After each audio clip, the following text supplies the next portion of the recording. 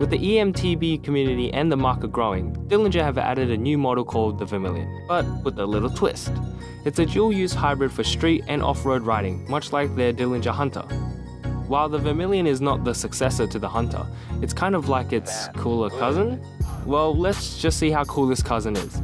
The e-bike comes in a two-toned gloss finish of white and grey with hints of red on the battery, wheels and downtube, to complement the Vermillion name of course. With such a name, I was expecting a little bit more red on the bike, kinda like this. As you can see, I have professional Photoshop skills, someone hire me. Looking under the downtube is the Vermillion decal, alongside the controller. Now this is a fairly visible controller that does affect the stealthiness of the e-bike, so if you're looking for something stealthy, then you might want to check it out in real life and see if the controller bothers you or not. Moving on, the alloy frame is only offered in a large, with a 50cm C-tube length. The frame itself presents the usual cross-country geometry with a steeper head angle and a single pivot linkage for the full suspension setup. Component-wise, the Vermillion is fitted with the entry-level mountain bike components. In similar fashion to the Hunter, it's equipped with the rear and front derailleurs, shifters and a crankset from the Shimano Dior group. Now, I'm unsure about the cassette and the chain, but I'm sure they're from the Dior group as well. Something that separates the Vermillion to the Hunter though is the 3-speed front crankset, giving a 3x10 drivetrain. The cassette is 11 to 34 teeth, while the chain rings are 24, 32 and 42 teeth. The hydraulic brakes are supplied by the Tektro Dorado line, specifically the E710 model, which I've tested many times before.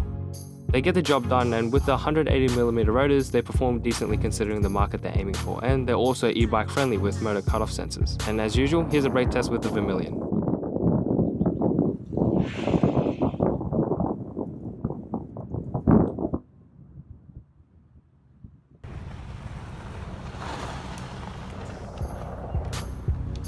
The lithium-ion battery is 48 volts with a capacity of 11 amp hours. It's a semi-inbuilt juice pack that shares half of its physical dimensions outside of the downtube and half inside. 11 amp hours is a little below the average for electric bikes around this price range. I'm seeing more companies push for 12 to 14 amp hours. However, in saying that, most e-bikes in this price range are using a 36 volt battery.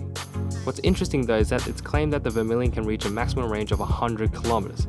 Now, I guess this could be explained by their custom sinusoidal wave controller. They must have conducted some research and tuning for amazing battery saving during use, as most e-bikes with this capacity can only achieve a maximum range of 80 kilometers, and that's with a 36 volt battery.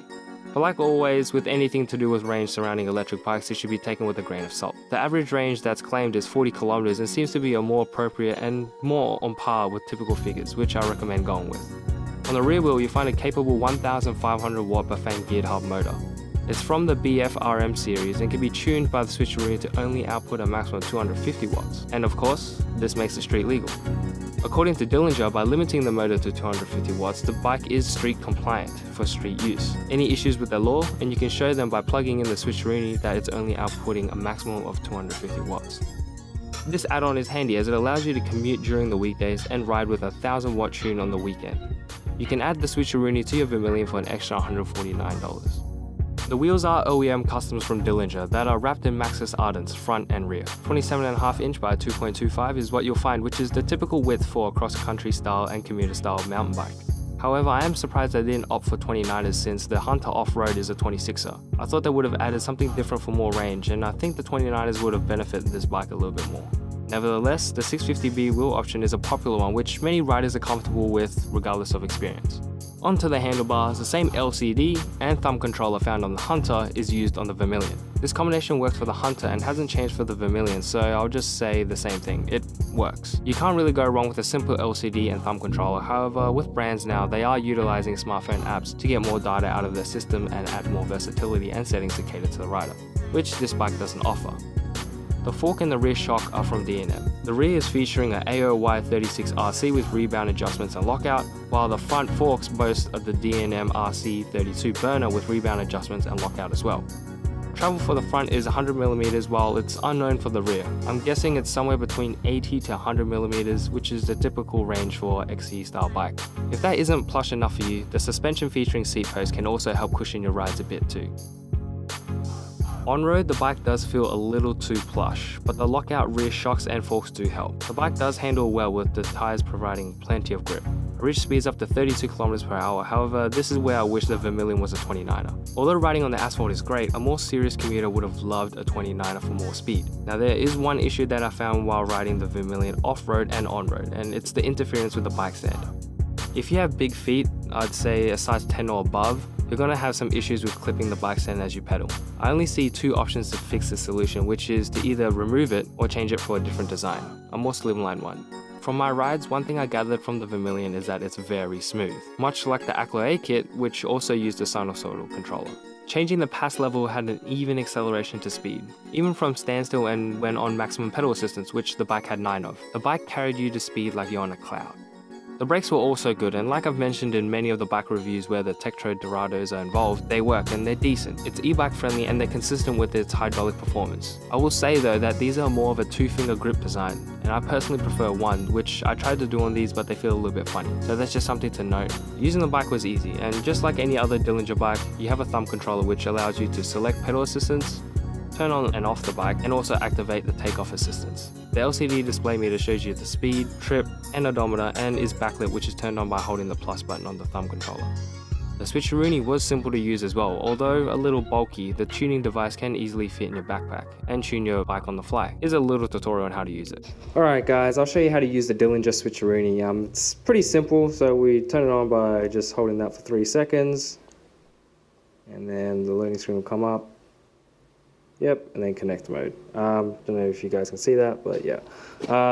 So we got to connect it to the controller, which we connect via the 4-to-1. So if you see here, this is a green cable, green port. So we've got to find that as well, and that should be the LCD meter. So if we follow this LCD meter, the cable for that, and it should be this one. And then if we unplug it, it should be green. Awesome. So that's that one. So plug it in. Now these are directional, so if it's not fitting properly, just make sure that you've got the arrows lined up, and then just gently put it in. It should fit. So once we've plugged that in, you turn on your switcheroonie again, holding this for 3 seconds. Oh, holding this for 3 seconds. Yep, loading screen comes on. Connect mode, yes. Telling us it's a 30 amp controller. It's going to tell us the active mode. So it's in the 1000-watt mode. So I've actually changed this. From factory, it actually comes as a 750-watt mode. So let's change this into a street legal mode. So yeah, we want that one. So I'll show you the other options. Or 750, 1000.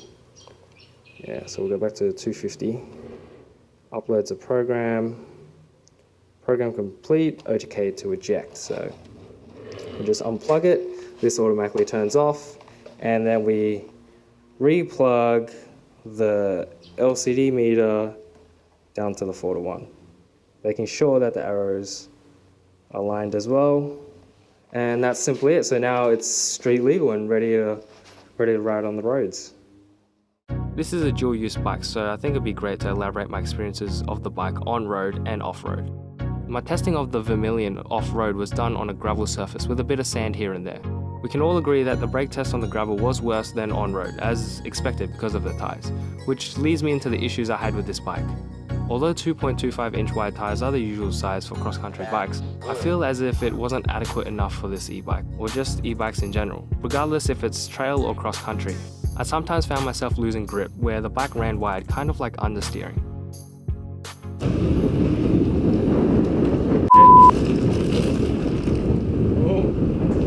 I would love to change the tyres to something a little bit more aggressive like the Schwalbe Hansdampf or the Nobby Nix at a 2.35 size, but I guess that would adhere the commuting experience.